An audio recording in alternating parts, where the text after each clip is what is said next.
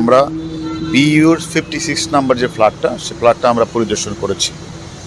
পরিদর্শন করেই কিন্তু আমরা সিআইডি পুলিশকে আমরা রিকোয়েস্ট করেছিলাম যে এই বিল্ডিংয়ে কারা প্লাম্বারের কাজ করে এবং কারা এই বিল্ডিংয়ের কাজটা করেছে, কারণ আমাদের একটু এখানকার সোয়ারেজ লাইন এবং সেফটি ট্যাঙ্কটা একটু দেখার দরকার আছে। তখন তারা আমাদেরকে বলেছে ঠিক আছে। আজকেও আমরা তাদের তখনই রিকোয়েস্ট করেছি। আমরা আজকে সকালে কিন্তু আপনাদেরকে আমরা বলেছি যে আমরা সিআইডি পুলিশ অত্যন্ত আন্তরিকতার সহিত কাজ করছে। যেই জায়গাগুলিতে আমরা অপরাধীর কাছে তথ্য প্রমাণ পেয়েছি, যে সকল অপরাধী মূল ঘাতক আমাদের কাছে আছে বাংলাদেশে, আমাদের যে তথ্যগুলি সেই তথ্য অনুসারে আমরা এখানে এসে সিআইডিগুলিকে সব জায়গায় আমরা পরিদর্শন করেছি এবং আমরা সেখানে পিওগুলি ভিজিট করেছি।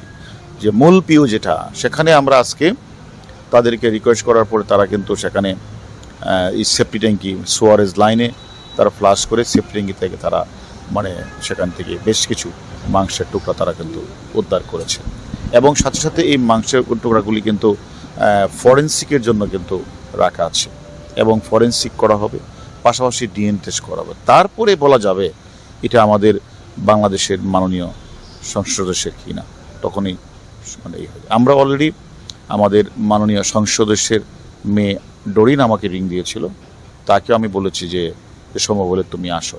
সেও হয়তো অত অল্প কয়েকদিনের মধ্যেই সে চলে আসবে।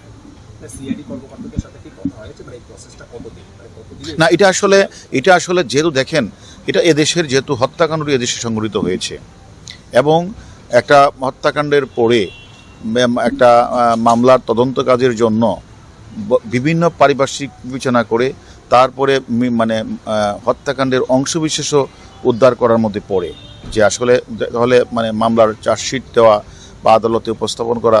আমি আপনাদের যেদিন প্রথমে এয়ারপোর্টে নেমেছিলাম সেদিনই কিন্তু আমি বলেছিলাম যে আপনারা মনে আছে কিনা, যে আমরা আমাদের যে মূল ঘাতক আমাদের কাছে অনেক কিছুই বলেছে, সেই মোতাবেক আমরা বিভিন্ন জায়গাগুলি যাব এবং একটা মামলা তদন্ত করতে গেলে পারিপার্শ্বিক সাক্ষ্য যেমন দরকার, তেমনি একটা শরীরের পুরা অংশ না হলেও খণ্ডিত কিছু অংশ উদ্ধারের প্রয়োজন হয়ে পড়ে এবং সেই কাজটাই কিন্তু আজকে আপনারা লক্ষ্য করেছেন সিআইডি পুলিশ আজকে কিন্তু আমরা সেফটি ট্যাঙ্কি আমরা যেভাবে তাদের রিকোয়েস্ট করেছিলাম সেভাবে তারা কাজ করে কিন্তু সেই সেফটি ট্যাঙ্কি থেকে তারা কিন্তু মাংসগুলি উদ্ধার করেছে এবং প্রিজার্ভ করেছে এবং এগুলি আমরা তোমাদের সাথে কথা বলবো। এটা ফরেনসিক, এখানে অবশ্য ফরেনসিকটা আগেভাগে হয়ে যায়, বাংলাদেশে একটু দেরি হলো, এই কলকাতা তো ফরেনসিক আগেভাগে হয়, তারা ফরেনসিক করবে। তারপরে মৃত যে আমাদের এমপি আনার সাহেবের তার ভাই আছে, তার মেয়েরা আছে, তাদেরকে এনেও ইচ্ছা করলে ডিএনএ করে তারপরে কনফার্ম হওয়া যাবে এটি আসলে এই মাংস দেহটা কার। স্যার, সিআইডি যেটা তথ্য মতে আমরা জানতে পেরেছি কিছু মাংসের টুকরোর সাথে চুলেরও অংশ পাওয়া গেছে। এটা আসলে আমাদের দরকার হলো এক টুকরা মাংস হলেই হয়।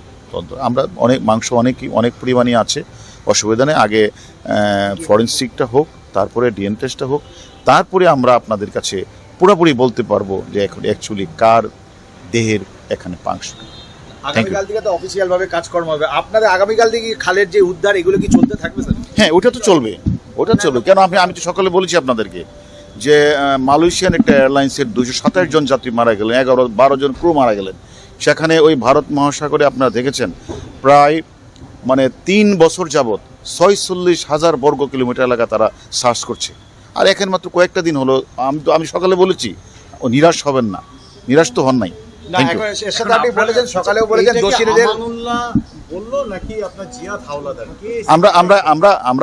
আমরা তো আপনাদের বলেছি, আমরা সে তথ্য নিয়েই তো আমরা এখানে এসেছি।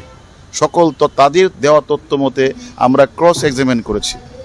তারা যা বলেছে, এমনকি আপনার মিডিয়ারা যা বলেছেন, সবগুলি আমরা কিন্তু বিচার বিশ্লেষণ করেই কিন্তু আমরা বিভিন্ন জায়গাগুলিতে পরিদর্শন করি। ধন্যবাদ।